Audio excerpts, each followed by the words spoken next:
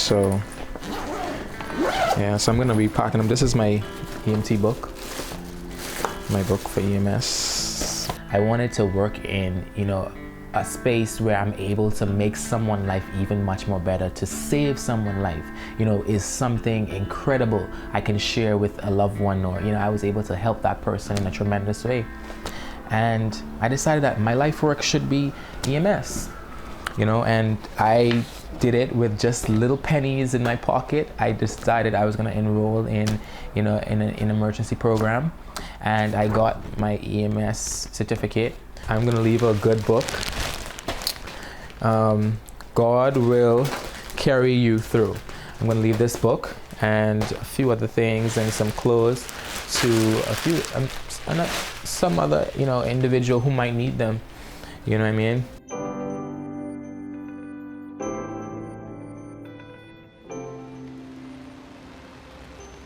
So I'm City Council Member Richie Torres. I represent Council District 15, which is the Central Bronx.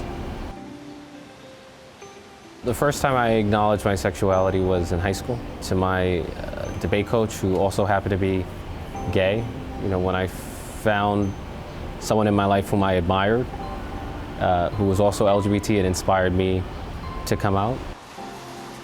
Well, in the Bronx, there are no gay meccas like the Village or Chelsea. The LGBTQ population in the Bronx is much less visible, much more dispersed, because homophobia continues to run deep in the social life of the Bronx. The LGBTQ community, especially in communities of color, continues to be a target of discrimination. You have young people who continue to be bullied in their schools. You have young people who continue to be evicted from their homes at the hands of their own parents. And a number of years ago, I came to discover real gaps in the shelter system and its failure to properly serve the LGBTQ community. And so I was able to persuade the city to create the first ever DHS shelter specifically for members of the LGBTQ community. Marcia's House is an 81-bed single adult facility funded by New York City's Department of Homeless Services. We work with young adults between the ages of 18 and 30 who identify as part of the LGBTQIA+ community. We provide case management services, peer counseling, entitlements coordination, housing coordination, as well as vocational services, including vocational counseling and job development. So we chose the name Marcia's House after Marsha P. Johnson. She was a trans activist, very well known in New York City, and she actually started STAR, which was a program that worked with young trans LGBT youth who were not receiving the services that they needed to function on a day-to-day basis. And she helped to provide emergency housing services, things of that nature to these young people. And we thought it was, only right that we name the facility after her. Well, my name is Romain Leslie. I'm 26 years of age. Moved into Marcia's House in September of 2018. I was actually born in Jamaica, and I was raised in the Bahamas. It's been a long journey. I feel like I'm still on my journey, still moving, still trying to do what I need to do. I always knew that I was different from other guys. I always knew that I talk different from other guys. I always knew that I act different from other guys, and and they made me feel different from them as well. The F word, bag, gay, sissy, that's colloquial to the Bahamas. Sissy, batiman, that's colloquial to Jamaica. So these different terms, followed me throughout from really young to my late teens. My mom found out that I was gay. People at school was bullying me because I was gay, and I felt like I had no one to talk to. And being in the Caribbean and growing up in the Caribbean, it's tough. And at this particular point in my life, at age 16, I tried to commit suicide. It felt like the wall was caving in on me. It felt like the next best thing to do was to take my life. The next best thing to do was to get rid of myself, because clearly no one wanted me around. Even my adult life, I still went through those name calling and just a lot of negativity. That's why I took the step, to wanted to be in a city that would be more accepting of my lifestyle and who I really am and my truth.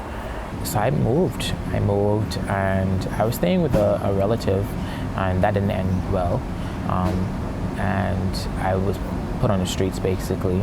When you reach to your lowest point and you reach to like a part in your life where you feel like there's no other place, there's no other person around, and there's no other way, and you realize then that God is your rock.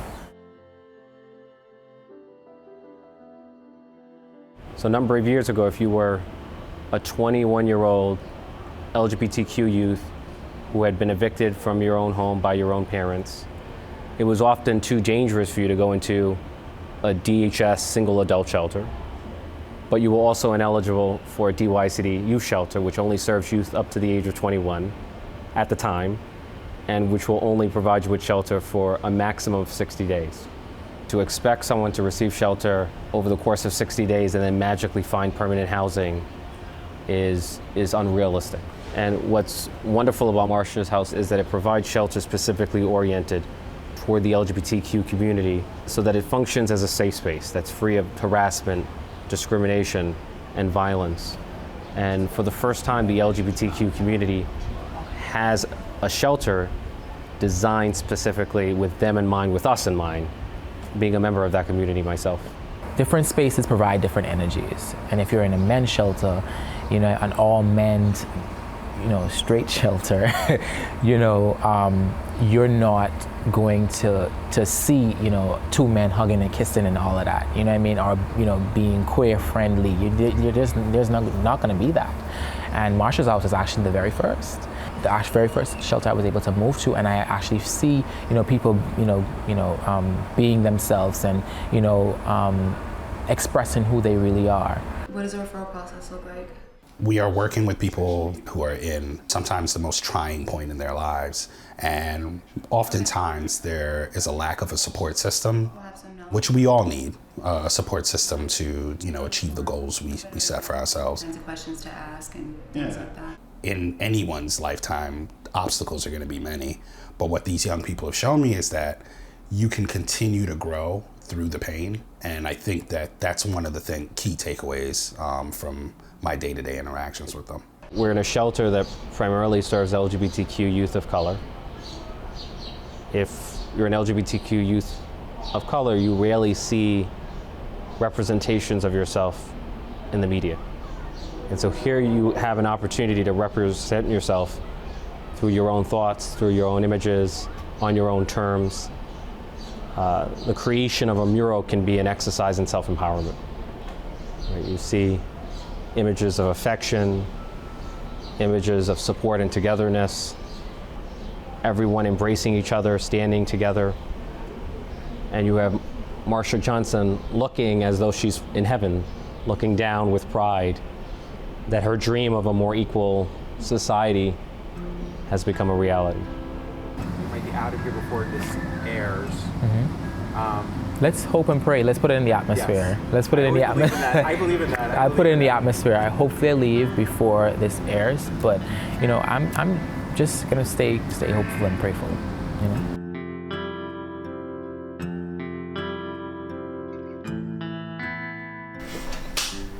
Yes. Proud of you, man. Thank you. You did it. I mean, you took every step you needed to take, and you really made sure that you stayed on track and you kept your spirits high, and you earned everything you got now. So it's really just a testament to the human spirit and what you can do when you really focus and you take obstacles as opportunities. Yes. And I'm really proud of you. We're all really proud of you. He worked his way through immigration issues and enrolled in school all while working, and then picked up a second job and saved his money and went to HRA appointments when we needed him to. And when there were issues with the paperwork, no matter how many times he pushed through, all while wearing a smile on his face, and all while inspiring others to keep going. It really just, it's the reason that we're here. It's the reason that we come to work every day, for young people like Romain to get a shot. And look what he did with it. You're hearing this, you're what does that mean to hear that to you? It's just like, you know, when you feel like your life is sad, you know, you feel like, how much more can I take? How much more can I actually put in? How much more am I willing to sacrifice? And I just kept pushing. And I'm just happy that I'm able to hear it from someone, you know, who saw, you know, that I was doing it. And they saw that I was trying to put in the work, and they saw that I was, you know, resilient, and I kept going. No matter how many doors kept slamming in my face, I just kept creeping around into the windows. I feel as if sometimes when you're broken, and most people, it really depends on the individual, the fighter in them. And I hope this inspires and, you know, leave a positive picture to someone else, that, you know, sometimes when we get broken, it's really up to us to really find that resilient spirit in us to keep fighting.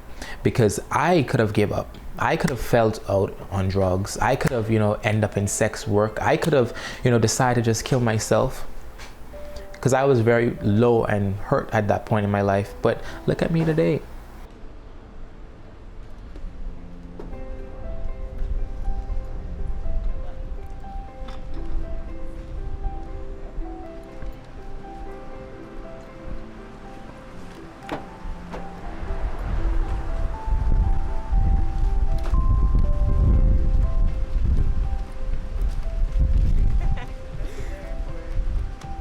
Thank you.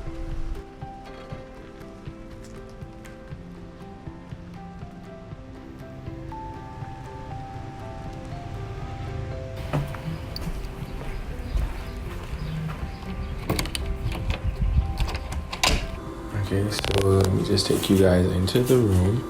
So it's been 1 week since I've moved in. Yes, so I have affirmations all over the room. Just a little reminder of things that, you know, will keep me going.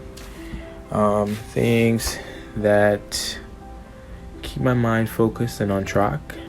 This is my favorite thing in the room, which is my mirror. I love the mirror. I also love scented candles. Still gonna be doing a little bit of changing up to it, but this is me for now. 1 weekend.